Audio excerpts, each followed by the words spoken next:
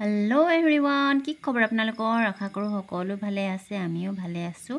আৰু মই আজি আপোনালোকৰ মাজলৈ লৈ আহিছোঁ কেইটামান চমু নোট, যিকেইটা বহুত ইম্পৰ্টেণ্ট হয়। যদিও আমি জানো, কিন্তু জনা বস্তুটোকো আমি কেতিয়াবা পুনৰ ৰিপিট কৰি চাব লাগিব, কাৰণ আমাৰ পাহৰণিৰ গৰ্ভত কিছুমান বস্তু সোমাই যায়, যিবোৰক আমি মাজে মাজে চাই থকাটো অত্যন্ত প্ৰয়োজনীয়।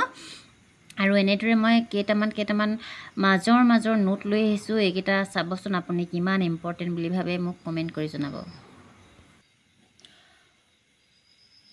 অতি পুৰণি কালত অসমৰ নাম আছিল প্ৰাগজ্যোতিষ আৰু প্ৰাগজ্যোতিষৰ ৰাজধানী আছিল প্ৰাগজ্যোতিষপুৰ। 1 নম্বৰ পইণ্ট, বৰ্তমান গুৱাহাটী মহানগৰখনেই তাহানিৰ প্ৰাগজ্যোতিষপুৰ। কুশ ৰজাৰ পুত্ৰ অমৃতৰাজে প্ৰাগজ্যোতিষ ৰাজ্য প্ৰতিষ্ঠা কৰিছিল।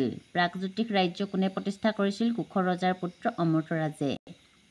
আমি জানো আহা বুলি যে কিছুমান নোট থাকে, এইকেইটাই বুলি ধৰক আপুনি। বহুত ইম্পৰ্টেণ্ট, গোটেই লেচনটোৰ মাজৰ কেইটামান ইম্পৰ্টেণ্ট নোটকেইটা এয়াই।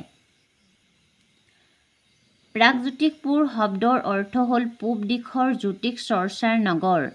প্ৰাগ মানে পূব, জ্যোতিষ মানে গ্ৰহ নক্ষত্ৰৰ অৱস্থান সম্পৰ্কে কৰা অধ্যয়ন, আৰু পুৰ মানে নগৰ।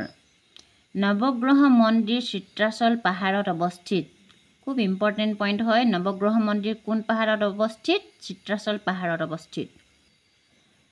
পুৰাণ, তন্ত্ৰ আদি পুথিবোৰত অসমৰ নাম কামৰূপ বুলি উল্লেখ আছে। অসমৰ নাম কামৰূপ বুলি কোন পুথিত উল্লেখ আছে? পুৰাণ, তন্ত্ৰ আদি পুথিবোৰত অসমৰ নাম কামৰূপ বুলি উল্লেখ আছে।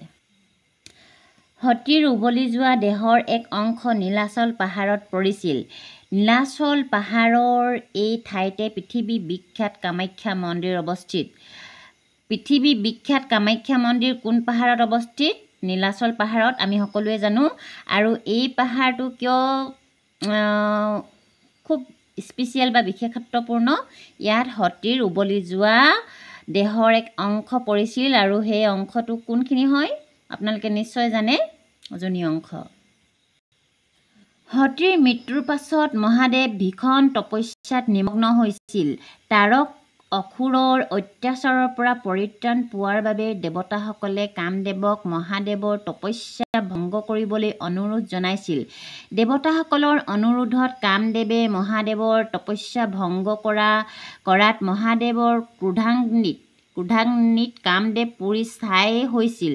কামদেৱৰ পত্নী ৰতী দেৱীয়ে কামদেৱক পুনৰ জীৱনদান দিবলৈ মহাদেৱক মিনতি কৰিছিল।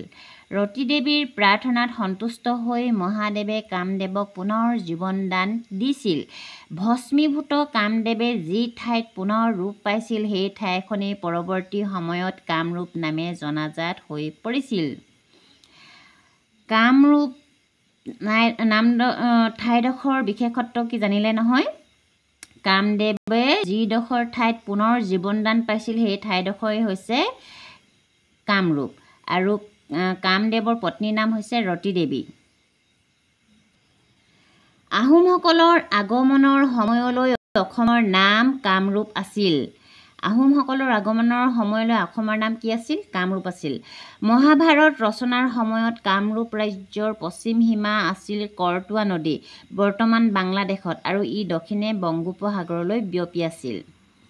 মহাভাৰত ৰচনাৰ সময়ত কামৰূপ ৰাজ্যৰ পশ্চিম সীমা আছিল কৰতোৱা নদী, বৰ্তমান বাংলাদেশত, আৰু ই দক্ষিণে বংগোপসাগৰলৈ বিয়পি আছিল। যোগিনী তন্ত্ৰ অনুযায়ী পুৰণি কামৰূপ ৰাজ্য 4টা ভাগত বিভক্ত আছিল। যোগিনী তন্ত্ৰ অনুযায়ী পুৰণি কামৰূপ ৰাজ্য কেইটা ভাগত বিভক্ত আছিল? 4টা ভাগত। সেই ভাগকেইটা কি কি? সেই ভাগকেইটা আৰু তাৰ বিস্তৃতি আছিল এনেধৰণৰ। 1 নম্বৰ হৈছে ৰত্নপীঠ, 2 নম্বৰ হৈছে কামপীঠ, 3 নম্বৰ হৈছে স্বৰ্ণপীঠ, আৰু 4 নম্বৰ হৈছে সমাৰপীঠ। যোগিনী তন্ত্ৰ অনুযায়ী পুৰণি কামৰূপ ৰাজ্য কেইটা ভাগত বিভক্ত আছিল, আৰু সেই ভাগকেইটা কি কি বুলি যদি আহে আপোনালোকে জানিব। যোগিনী তন্ত্ৰ অনুযায়ী পুৰণি কামৰূপ ৰাজ্য 4টা ভাগত বিভক্ত আছিল, আৰু সেই ভাগকেইটা হৈছে ৰত্নপীঠ, কামপীঠ, স্বৰ্ণপীঠ আৰু সমাৰপীঠ। আৰু সেই ভাগকেইটা কোনখিনি ঠাইলৈ বিস্তৃত হৈ আছে? ৰত্নপীঠ হৈছে কৰতোৱা নদীৰ পৰা সোণকোষ নদীলৈ, কামপীঠ হৈছে সোণকোষ নদীৰ পৰা ৰূপহী নদীলৈ, স্বৰ্ণপীঠ হৈছে ৰূপহী নদীৰ পৰা ভৰলী নদীলৈ, আৰু সমাৰপীঠ হৈছে ভৰলী নদীৰ পৰা দিকৰাই বা দিক্ৰং নদীলৈ বিস্তৃত। 1228 চনত টাই আহোম জাতিৰ এদল লোকে কামৰূপলৈ আহিছিল। পৰৱৰ্তী সময়ত কামৰূপৰ শাসনভাৰ আহোমসকলৰ হাতলৈ গৈছিল। আহোমসকলে শাসন কৰিছিল বাবেই তেওঁলোকৰ নামানুসাৰি কামৰূপৰ নাম অসম হৈছিল। 1228 চনত টাই আহোম জাতিৰ এদল লোকে কামৰূপলৈ আহিছিল। কিমান চনত আহিছিল টাই আহোম জাতিসকল? 1228 চনত। পৰৱৰ্তী সময়ত কামৰূপৰ শাসনভাৰ আহোমসকলৰ হাতলৈ গৈছিল। আহোমসকলে শাসন কৰিছিল বাবে তেওঁলোকৰ নামানুসৰি কামৰূপৰ নাম অসম হৈছিল বুলি উল্লেখ আছে। এয়া মনত ৰ'ব। আহোমসকল কিমান চনত আহিছিল? 1228 চনত। সকলোৱে জানে। প্ৰাগজ্যোতিষত ৰাজত্ব কৰা দানৱ বংশৰ প্ৰথম ৰজা আছিল মহীৰংগ দানৱ। দানৱ বংশৰ প্ৰথম ৰজা আছিল কোন? মহীৰংগ দানৱ। প্ৰাগজ্যোতিষত ৰাজত্ব কৰা দানৱ বংশৰ প্ৰথম ৰজা হৈছে মহীৰংগ দানৱ। ইম্পৰ্টেণ্ট পইণ্ট হয়, মনত ৰখাই যাব। মই যিহেতু কিতাপৰ পৰাই ইম্পৰ্টেণ্ট নোটবোৰ আগবঢ়াওঁ আপোনালোকৰ মাজলৈ, সেইকাৰণে বিতৰ্ক নকৰিব আপোনালোকে। বড়োসকল মংগোলীয় গোষ্ঠীৰ আৰু প্ৰাচীন কালত বড়োসকলক কিৰাত বা ম্লেছ বুলি জনা গৈছিল। মহীৰংগ দানৱৰ উত্তৰাধিকাৰীসকলক অসুৰ বুলি জনা গৈছিল। অসুৰ কোন? অসুৰসকল কাৰ উত্তৰাধিকাৰী? মহীৰংগ দানৱৰ উত্তৰাধিকাৰীসকল হৈছে অসুৰসকল। নৰকাসুৰে প্ৰতিষ্ঠা কৰা বংশটোৰ নাম কি? ভৌম বংশ। নৰকাসুৰে প্ৰতিষ্ঠা কৰা বংশটোৰ নাম হৈছে ভৌম বংশ। নৰকাসুৰৰ ৰাজ্যৰ সীমা পশ্চিমে কৰতোৱা নদীৰ পৰা পূবে দিক্কৰ বাসিনীলৈ বিয়পি আছিল। দিক্কৰ বাসিনী মানে বৰ্তমানৰ শদিয়াৰ তাম্বেশ্বৰী মন্দিৰ বা কেঁচাইখাতি মন্দিৰ। তাম্বেশ্বৰী মন্দিৰকে কেঁচাইখাতি মন্দিৰো বুলি কোৱা হয়। তাম্বেশ্বৰী মন্দিৰ। কামাখ্যা মন্দিৰ আৰু মন্দিৰলৈ উঠি যোৱা আলিবাটটো নৰকাসুৰে নিৰ্মাণ কৰিছিল বুলি পণ্ডিতসকলে কয়। এয়া সকলোৱে জানে। কামাখ্যা মন্দিৰলৈ উঠি যোৱা আলিবাটটো নৰকাসুৰে নিৰ্মাণ কৰিছিল। নৰকাসুৰক শ্ৰীকৃষ্ণই বধ কৰিছিল। নৰকাসুৰৰ মৃত্যুৰ পাছত তেওঁৰ পুত্ৰ ভগদত্ত প্ৰাগজ্যোতিষৰ ৰজা হৈছিল। নৰকাসুৰৰ পুত্ৰৰ নাম কি আছিল? ভগদত্ত। ভগদত্তৰ জীয়েক ভানুমতীক জ্যেষ্ঠ কৌৰৱ দুৰ্যোধনে বিয়া কৰাইছিল। ভগদত্তৰ জীয়াৰীৰ নাম কি আছিল? ভানুমতী। আৰু ভানুমতীক কোনে বিয়া কৰাইছিল? জ্যেষ্ঠ কৌৰৱ দুৰ্যোধনে। ভগদত্তই জীয়েক ভানুমতীৰ স্বয়ম্বৰ উপলক্ষে গুৱাহাটীত থকা দীঘলী পুখুৰীটো খন্দাইছিল। গুৱাহাটীত থকা দীঘলী পুখুৰীটো কোনে খন্দাইছিল? ভগদত্তই জীয়েক ভানুমতীৰ স্বয়ম্বৰৰ উপলক্ষে। কুৰুক্ষেত্ৰ যুদ্ধত প্ৰবল প্ৰতাপেৰে যুদ্ধ কৰি শেষত অৰ্জুনৰ হাতত ভগদত্ত নিহত হৈছিল। কুৰুক্ষেত্ৰ যুদ্ধত একমাত্ৰ অসমৰ কোনজন ৰজাই অংশগ্ৰহণ কৰিছিল যুদ্ধত? ভগদত্তই।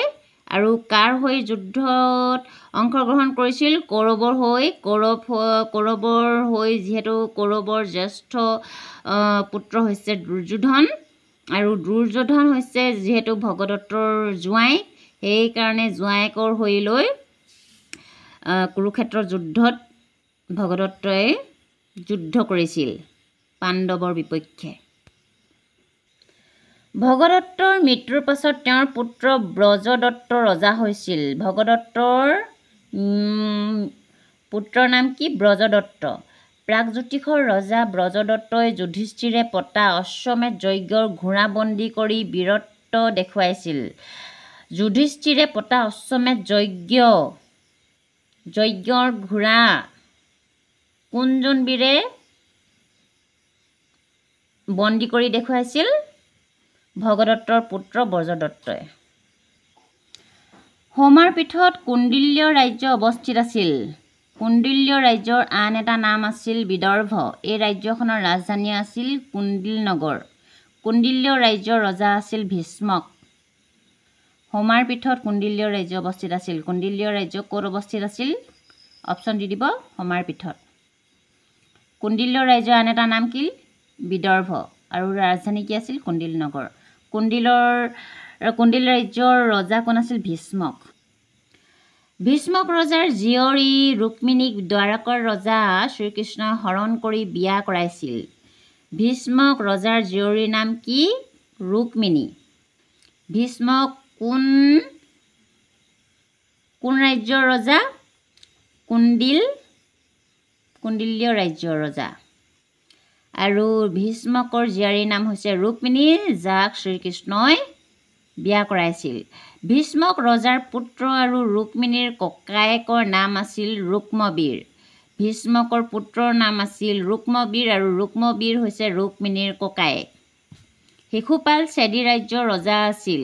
শিশুপাল কোন ৰাজ্যৰ ৰজা? চেদি ৰাজ্যৰ। আৰু শ্ৰীকৃষ্ণৰ ককায়েক ৰুক্মবীৰ অৰ্থাৎ ভীষ্মকৰ পুত্ৰ ৰুক্মবীৰৰ ৰুক্মিণীক বিয়া দিবলৈ মন আছিল শিশুপাললৈ, যিটো সম্ভৱ হৈ নুঠিল কাৰণ শ্ৰীকৃষ্ণই ৰুক্মিণীক হৰণ কৰি লৈ গ'ল। ভীষ্মক ৰজাৰ ৰাজপুৰোহিতজনৰ নাম আছিল বেদনিধি।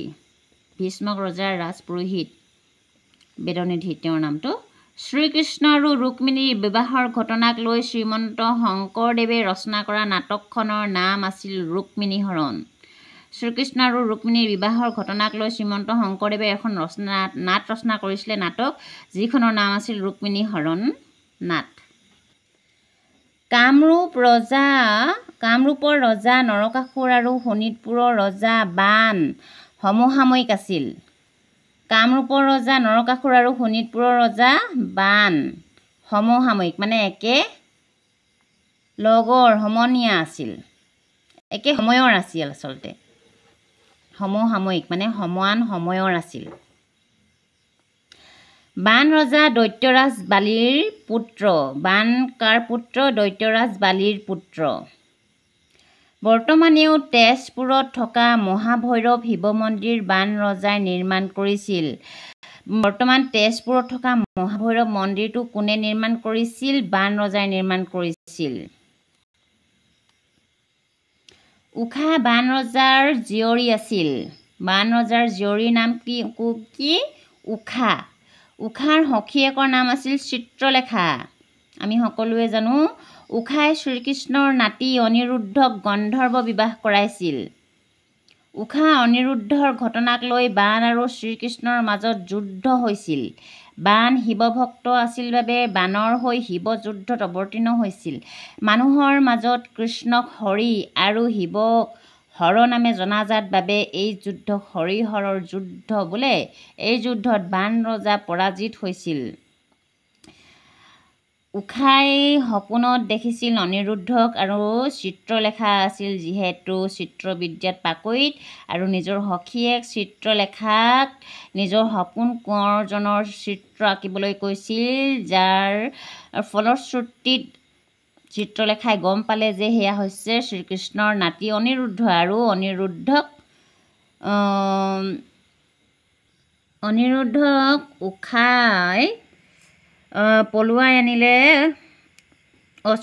অনিৰুদ্ধক চিত্ৰলেখাই আনিলে উষাৰ কাষলৈ আৰু উষা আৰু অনিৰুদ্ধৰ মাজত গন্ধৰ্ব বিবাহ হয়। আৰু এই কথা উষাৰ পিতৃয়ে কথা গম পায় আৰু অনিৰুদ্ধক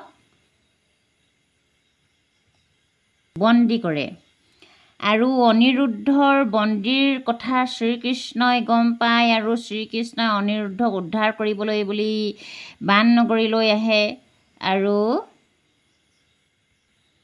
আৰু এনেদৰে অনিৰুদ্ধক উদ্ধাৰ কৰিবলৈ আহোঁতে উষাৰ পিতৃৰ সৈতে বাণৰ সৈতে অৰ্থাৎ শ্ৰীকৃষ্ণৰ যুদ্ধ হয়। বাণ আছিল শিৱভক্ত আৰু এই যুদ্ধত শিৱই সহযোগ কৰে। শিৱ আৰু শ্ৰীকৃষ্ণৰ মাজত যুদ্ধ হয়। শিৱক আমি হৰ বুলি জানো আৰু শ্ৰীকৃষ্ণক হৰি বুলি জানো। সেইকাৰণে হৰি আৰু হৰৰ যুদ্ধ বুলি এই যুদ্ধখনক জনা যায়। যুদ্ধত বাণ ৰজা পৰাজিত হয়। যিহেতু বিয়াখন অলৰেডি হৈয়ে গ'ল, বিয়া হৈ যোৱাৰ পিছত আৰু কি কৰিব পাৰে আৰু। উষা অনিৰুদ্ধৰ কাহিনীক লৈ কবি চন্দ্ৰ ভাৰতীয়ে কুমাৰ হৰণ আৰু পীতাম্বৰ দ্বিজে উষা পৰিণয় নামৰ পুথি দুখন ৰচনা কৰিছিল। উষা অনিৰুদ্ধৰ কাহিনীক লৈ লিখা দুখন পুথিৰ নাম কোৱা বুলি ক'লে মানে কুমাৰ হৰণ আৰু উষা পৰিণয়। উষা পৰিণয়খন কোনে লিখিছিলে? পীতাম্বৰ দ্বিজে আৰু কুমাৰ হৰণখন লিখিছিলে চন্দ্ৰ ভাৰতীয়ে। এয়া দেখিলে আপোনালোকে মই আপোনালোকৰ মাজত কিতাপৰ অংশসমূহ এনেদৰে দাঙি ধৰোঁ। কিতাপৰ নোটসমূহ কিতাপখন হাততে পোৱাৰ দৰে আপোনালোকে ভিডিঅ'টো চালে কিতাপখন যেন আপুনি পঢ়ি আছে তেনেকুৱা অনুভৱ হ'ব। যিহেতু কিতাপবোৰ পাবলৈও টান আজিকালি, নিজে কিমান দিনতে এইবোৰ এৰি থৈ আহিলোঁ। কিতাপখন গোটাই লৈ কিনে নোটবোৰ আপোনালোকৰ মাজত দাঙি ধৰিছোঁ। কিবা ভুল হৈছে যদি ক্ষমা কৰিব, উল্লেখ কৰি দিব কমেণ্ট সহকাৰে। আৰু আজিলৈ তেনেহ'লে আহিছোঁ এনেদৰে মই জানো আহা বুলি কিছুমান শ্বৰ্ট নোট মই দাঙি ধৰিম আপোনালোকৰ মাজলৈ। যিহেতু পৰীক্ষা পাইছেহি আপোনালোকে দেখিছে, আৰু এইবোৰ জেনেৰেল নলেজ আমি এনেও জানিবই লাগে। কিতাপখন পঢ়িবলৈ মন নাযায়, মোবাইলটোতো চাবলৈ মন যায়। ভিডিঅ'বোৰ চোৱাত আপত্তি কি? এখনতে জ্ঞান অৰ্জন কৰিলে একো ক্ষতি নহয় দিয়ক। সেই আশাৰে মই আজিলৈ আহিছোঁ। তেনেহ'লে পুনৰ নতুন এটা ভিডিঅ'ৰ সৈতে লগ পাম। আজিলৈ ধন্যবাদ। জয় আই অসম।